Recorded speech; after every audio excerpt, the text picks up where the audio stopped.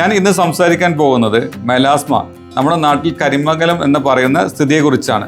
ഒരു ഡെർമറ്റോളജിസ്റ്റ് എന്ന നിലയിൽ ഞാൻ കാണുന്നതിൽ വളരെ കോംപ്ലക്സിറ്റി നിറഞ്ഞ ഒരു കണ്ടീഷനാണ് മെലാസ്മ എന്നുള്ളത്.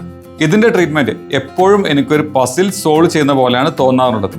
എന്തുകൊണ്ട് ഇത്ര കോംപ്ലക്സിറ്റി എന്തെന്ന് വെച്ചാൽ, ഒന്നാമത് അതിന്റെ കാരണങ്ങൾ തന്നെയാണ്. ഒന്നാമത്തെ കാരണമായിട്ട് കണക്കാക്കുന്നത് സൺലൈറ്റ് ആണ്. സൺലൈറ്റിൽ നിന്ന് വരുന്ന UV റേസ് മാത്രമല്ല ചിലപ്പോൾ കാരണമാകാറുള്ളത്. അതേപോലെ തന്നെ ഇമ്പോർട്ടൻ്റ് ആണ് വിസിബിൾ ലൈറ്റും ഹീറ്റ് ലൈറ്റും ഒക്കെ.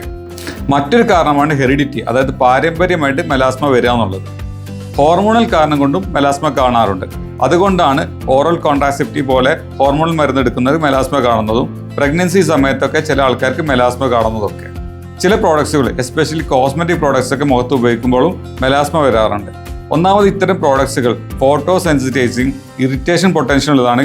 മെലാസ്മയുടെ ചാൻസ് വളരെ കൂടുതലാണ്. മെലാസ്മ നമ്മുടെ മുഖത്ത് പല ഭാഗങ്ങളിലും വരാം.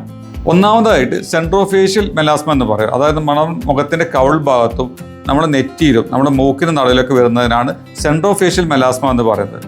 മാലാർ മെലാസ്മ, അത് നമ്മുടെ കവിളിന്റെ സൈഡിലും മൂക്കിന് നടുവിലാണ് മാലാർ മെലാസ്മ കാണാറുള്ളത്. മാൻഡിബുലാർ മെലാസ്മ എന്ന മൂന്നാമത്തെ ടൈപ്പ് നമ്മുടെ ജോ ലൈനിലെ സൈഡിൽ കൂടെയാണ് കാണാറുള്ളത്. എക്സ്ട്രാ ഫേഷ്യൽ എന്നൊരു വേരിയന്റ് ഉണ്ട്. അത് നമ്മുടെ മുഖത്തല്ല കാണാറുള്ളത്, നമ്മുടെ കഴുത്തിന്റെ സൈഡിലും കൈയിനൊക്കെയാണ് അത്തരം ടൈപ്പ് കാണാറുള്ളത്. ഈ പറഞ്ഞ മെലാസ്മ തന്നെ പല ടൈപ്സിലുണ്ട്. ഒന്ന് എപ്പിഡെർമൽ മെലാസ്മ എന്ന് പറയും. എപ്പിഡെർമൽ മെലാസ്മ എന്ന് പറയും നമ്മുടെ സ്കിന്നിന്റെ ഉപരിഭാഗത്തിനാണ് എപ്പിഡെർമിസ് എന്ന് പറയുന്നത്. ആ ഭാഗത്ത് പിഗ്മെന്റേഷൻ വരുന്നതിനാണ് എപ്പിഡെർമൽ മെലാസ്മ എന്ന് പറയുന്നത്. നമ്മുടെ സ്കിന്നിന്റെ മേൽഭാഗത്തിന്റെ താഴെയുള്ള ഭാഗത്തിനാണ് ഡെർമിസ് എന്ന് പറയുന്നത്. ആ ഭാഗത്ത് വരുന്ന മെലാസ്മക്കാണ് ഡെർമൽ മെലാസ്മ എന്ന് പറയുന്നത്. ഇത് രണ്ടും കൂടി മിക്സ്ഡ് ആയിട്ട് വരുന്ന ഒരു പാറ്റേൺ ഉണ്ട്. അതിന് മിക്സ്ഡ് പാറ്റേൺ മെലാസ്മ എന്ന് പറയും. മെലാസ്മ ഇത്രത്തോളം കോംപ്ലക്സിറ്റി ഉള്ള ഒരു പ്രോബ്ലം ആണെന്ന് നിങ്ങൾക്ക് മനസ്സിലായി കാണുമല്ലോ.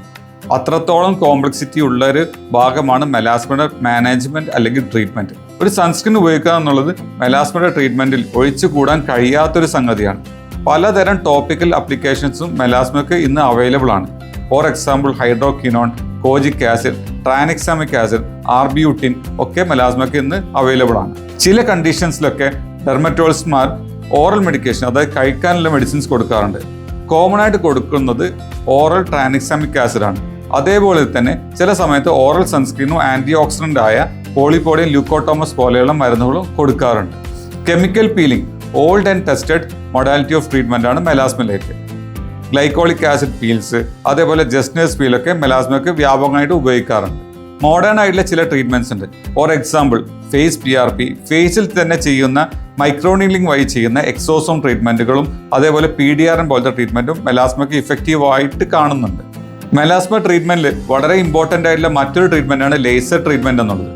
എല്ലാ ലേസേഴ്സും മെലാസ്മയ്ക്ക് ഇഫക്റ്റീവ് ആണെന്നില്ല. പല സ്ഥലങ്ങളിൽ നിന്നും ലേസേഴ്സ് ട്രീറ്റ്മെന്റ് ചെയ്തിട്ട് വിപരീത ഫലമായിട്ട് നമ്മുടെ അടുത്ത് വരുന്ന രോഗികളുമുണ്ട്. വളരെ നല്ല സെന്ററിൽ നിന്ന് വളരെ ക്വാളിറ്റിയുള്ള ലേസർ മാത്രം നിങ്ങൾ ഉപയോഗിക്കാൻ ശ്രദ്ധിക്കേണ്ടതാണ്. മെലാസ്മ നമ്മൾ ഇത്രയൊക്കെ ചെയ്തെങ്കിലും ഇനിയും വരാനുള്ള ചാൻസ്, അതായത് റിക്കറൻസ് വളരെ കൂടുതലുള്ളൊരു കണ്ടീഷനാണ്. അതുകൊണ്ട് തന്നെ ഒരു ഡെർമറ്റോളജിസ്റ്റ് നിർദ്ദേശപ്രകാരം അവർ പറയുന്ന അത്രയും കാലാവധി നിങ്ങൾ മരുന്ന് ഉപയോഗിക്കും. അവർ പറയുന്ന ഫോളോ അപ്പിൽ തന്നെ അത് മെയിൻറ്റെയിൻ ചെയ്യാൻ വേണ്ടി അവരെ കൺസൾട്ട് ചെയ്യും.